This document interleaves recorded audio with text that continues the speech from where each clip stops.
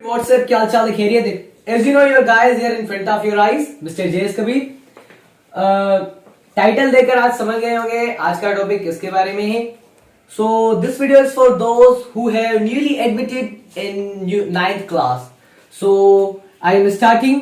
Start करने से पहले मैं आपसे गुजारिश ये करता हूं कि मेरे YouTube चैनल JS Kabir.07 को सब्सक्राइब करें, इस वीडियो को लाइक करें, कमेंट करें, शेयर करें। ठीक है, तो I am starting without any delay और wasting of time. First of all, what is cell? Basically cell is the basic fundamental structural functional unit of living organism. Cell is the smallest entity in which life can exist, but according to my point of view, cell is the most puzzling mystery जिसको आज तक कोई समझ नहीं सकता।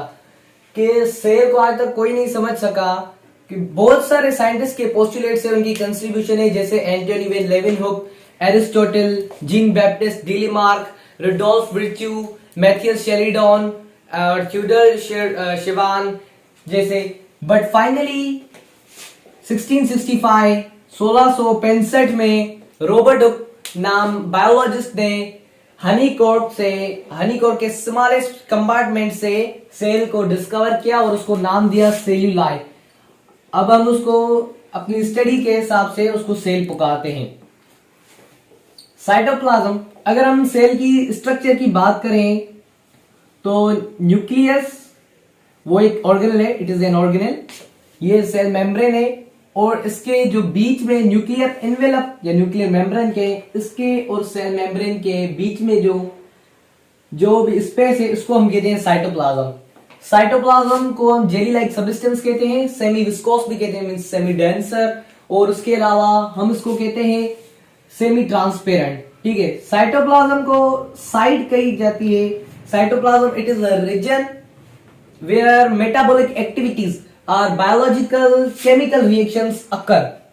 जैसे कि हम एग्जांपल इसका ले रहे हैं रेस्पायरेशन। ठीक है, respiration is the process of breaking down food molecules to get energy in the form of ATP, adenosine triphosphate. Respiration के बेसिकली दो टाइप है, aerobic respiration and anaerobic respiration. Aerobic जो ऑक्सीजन की मौजूद में हो और एनारोबिक रेस्पायरेशन जो ऑक्सीजन की एब्सेंस में हो। और जो एरोबिक रेस्पायरेशन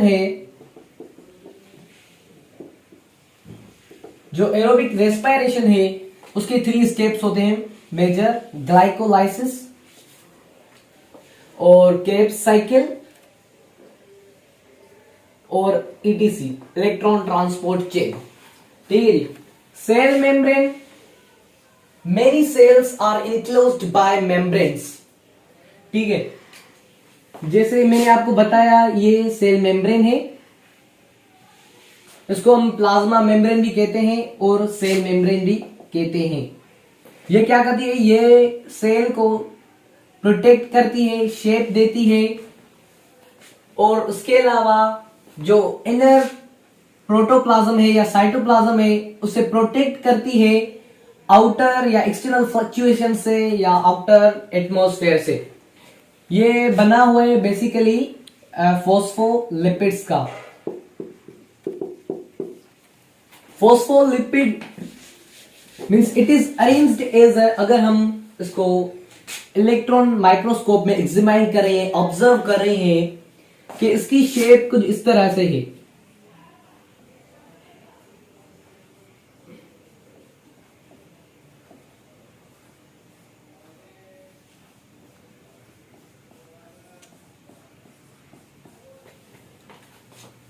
ये अरेंज होता है पैरेलल लेयर के, जिसको हम कहते हैं bilayer. Bi means two, bilayer भी कहते हैं। It is made up of phospholipid. इसकी नॉन पोलर हाइड्रोफोबिक से लेकर polar hydrophilic, non polar hydrophobic से लेकर नॉन पोलर हाइड्रोफिलिक तक it is associated by carbohydrate, proteins and carbohydrate and negligible amount of cholesterol. जो लिपिड का इसका काम है, लिपिड क्या करता है? फ्लूइडिटी को मेंटेन करता है। जैसे कि अनसेचुरेटेड फैटी एसिड की अकोमोडेशन हो गई तो उसको मेंटेन करना लिपिड का काम है। और protein there are two types of protein, intrinsic protein और एक्सट्रिंसिक प्रोटीन। इंट्रिंसिक प्रोटीन को हम इंटरनल प्रोटीन भी कहते हैं और एक्सट्रिंसिक प्रोटीन को हम पेरिफेरल प्रोटीन भी कहते हैं। इंट्रिंसिक प्रोटीन का काम है गेटवे और एक्सट्रिंसिक प्रोटीन का काम है सेल्यूलर आइडेंटिफिकेशन। अगर मैं आपको जनरली कॉमन या इजिली एग्जांपल दूं तो ये वर्क करता है एज अ पियोन। जैसे कि कोई स्कूल है, पियोन अपने स्कूल के सिलेक्टेड कैंडिडेट्स को ही अंदर आने देगा, मींस ये गेटवे है। तो जो न्यूक्लियस है यहाँ पर कोई भी मॉलिक्यूल्स आ रहे हैं तो ये पोलर और आयोनिक मॉलिक्यूल्स को आने देगा। और एक्सट्रिंसिक ये वर्क करता है एज अ सीनाइसी। सीनाइसी ये हमें रिकॉग्निशन में हेल्प करती है। जैसे हम कहीं भी बाहर जाते हैं कि वहां के गवर्नमेंट ऑफिसर हो, पुलिस हो या रेंजर्स वगैरह, वो हमें चेक करते हैं थ्रू सीनाइसी। ठीक है, ठीक है। अब cytosol, the word cyto is taken from Greek language जिसका मतलब है सेल और sol means solution. You have gone through solution consistence of two terminologies जैसे सल्यूट और सॉल्वेंट। सल्यूट जो डिजोल्व सब्सटेंस होता है और solvent dissolver. Solute it may be organic और इनऑर्गेनिक। ऑर्गेनिक जिसमें सी और एच मीन्स कार्बन और हाइड्रोजन बॉन्डेड हो, और इनऑर्गेनिक एक्सेप्ट या एक्सक्लूड दे। इसके अगर एग्जांपल लें तो प्रोटीन हो गई, ग्लूकोज, कार्बोहाइड्रेट वगैरह, और इसके मिनरल्स और साल्ट।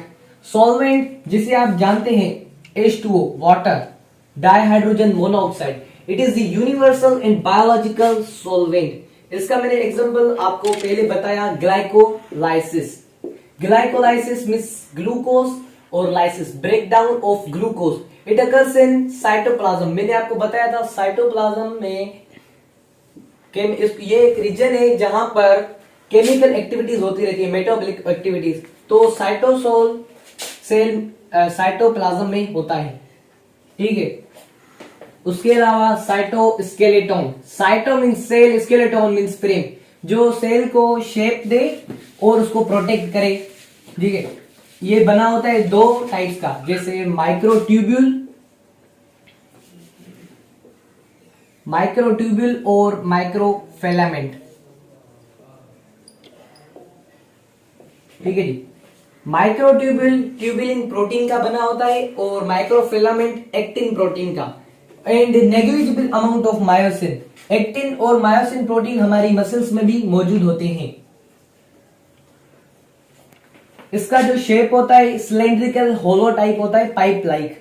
और माइक्रोफिलामेंट का हेयर लाइक, रोप लाइक कहें या बैक्टीरिया की फ्लैजिला टाइप।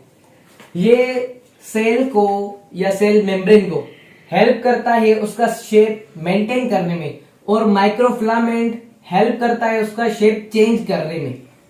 ठीक है, साइक्लोसिस।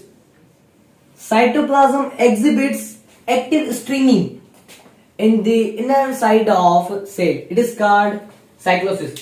इस मोमेंट को हम कहते हैं साइक्लोसिस। जैसे सपोज करें ये न्यूक्लियस है और ये साइटोप्लाज्म गोल गोल घूम रहा है न्यूक्लियर एनवलप के या न्यूक्लियर मेम्ब्रेन, सेल मेम्ब्रेन या प्लाज्मा मेम्ब्रेन के अराउंड। इस मूवमेंट को हम कहते हैं साइक्लोसिस। इसके मेनी काजेज हैं, इसके बहुत सारे काजेज हैं व्हाई इट सराउंड्स। जैसे हम अगर इसका एग्जांपल ले रहे हैं इसके काजेज का, तो यहाँ पर सेल मेम्ब्रेन और साइटोप्लाज्म में बहुत सारे मेटाबॉलिक एक्टिविटीज होती हैं, एक ये मेजर काज है। उसके अलावा यहाँ पर डिफ्यूजन और ऑस्मोसिस, और उसके अलावा सेल ऑर्गेनेल साइटोप्लाज्म कंटेन करता है। ठीक है, तो जो ऑर्गेनेल कंटेन करता है वो बहुत सारे, जैसे गोल्जी एपराटस, राइबोसोम्स हो गए या स्मूथ एंडोप्लाज्म रेटिकुलम, वो सिक्रेशंस करते हैं। तो ये भी उसका बड़ा काज है। ठीक है, मैं उम्मीद करता हूं, I hope you understand, you take in, you get through, you infer this video. If you have any problem regarding this, you may ask and without any hesitation. तो थैंक्स फॉर वाचिंग। और आपसे गुजारिश है कि हमारे channel JSKabir.07 को subscribe करें और फेसबुक पे JS Kabir लेक्चर्स को फॉलो और लाइक करें। Thank you.